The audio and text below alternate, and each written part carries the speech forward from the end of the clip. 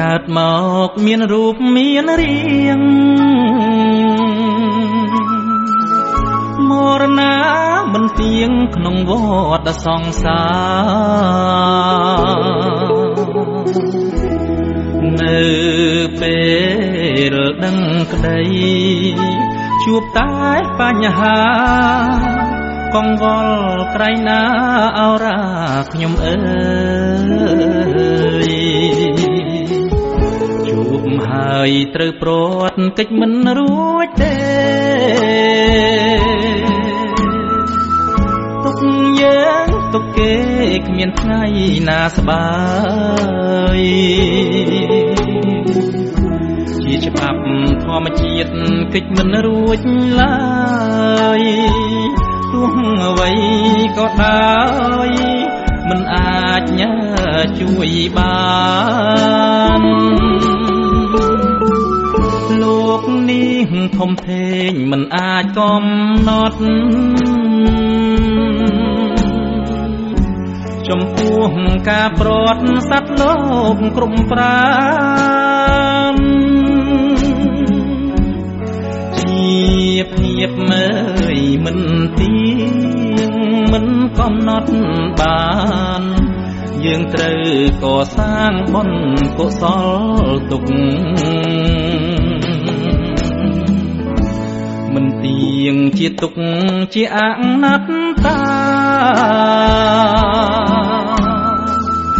អត់កម្មលោកាច្រកលុបព្រះពុទ្ធព្រះធម៌ព្រះសង្ឃដែលផ្ដល់ក្តីស្ងប់រួចចាកផុតទុក្ខឃើញត្រើយនិព្វាន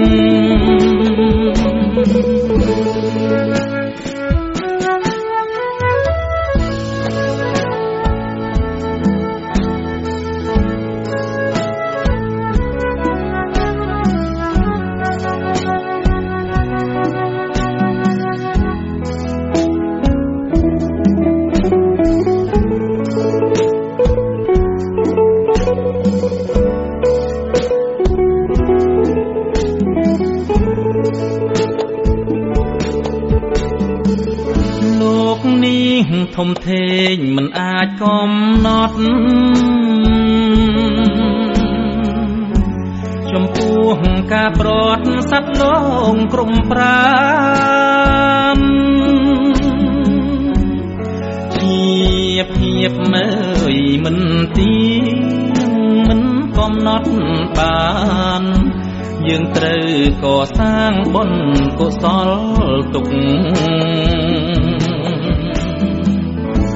មិនទៀងជាទុក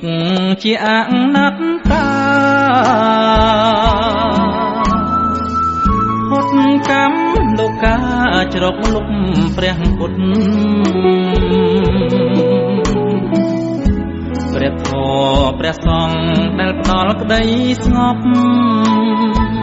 រួចចាកផុតទុក្ខឃើញត្រើយនិព្វាន